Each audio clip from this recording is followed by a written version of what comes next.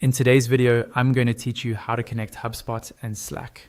By the end of this walkthrough, you'll have HubSpot and Slack talking to each other, so you can get notifications and updates from HubSpot directly inside your Slack workspace. I'll go slowly through each step so you can follow along on your own screen. First, open your browser and log into your HubSpot account. Once you're signed in, look at the very top of the page for the main toolbar. On the right-hand side, you'll see a small gear icon. This is your settings area. Go ahead and click that gear icon to open your HubSpot settings. When the settings page loads, focus on the left-hand sidebar.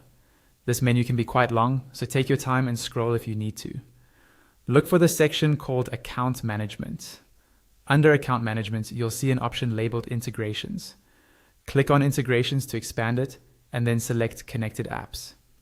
You'll now be on the Connected Apps page, which shows the tools currently linked to your HubSpot account. At the top of this page, you should see a search bar. Click into the search bar and type Slack.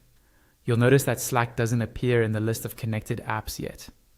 That's expected, because we haven't installed it. Just beneath or near that search, you'll see a link or button that says Go to App Marketplace. Click that to open the HubSpot App Marketplace in a new view. It might take a moment to load, so give it a second if the page feels slow. Once the marketplace finishes loading, use the search bar there and type Slack if it isn't already visible. You should see a card or tile for the Slack integration. Click on the Slack card to open the app's information page. Here, you can read what the integration does, check compatibility, and see what kind of data it will access.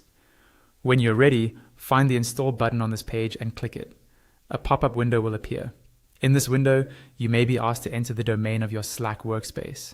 This is usually the part of your Slack URL that comes before to slack.com. Type that in carefully, then continue. Next, you'll see a list of permissions that HubSpot is requesting in order to connect with Slack.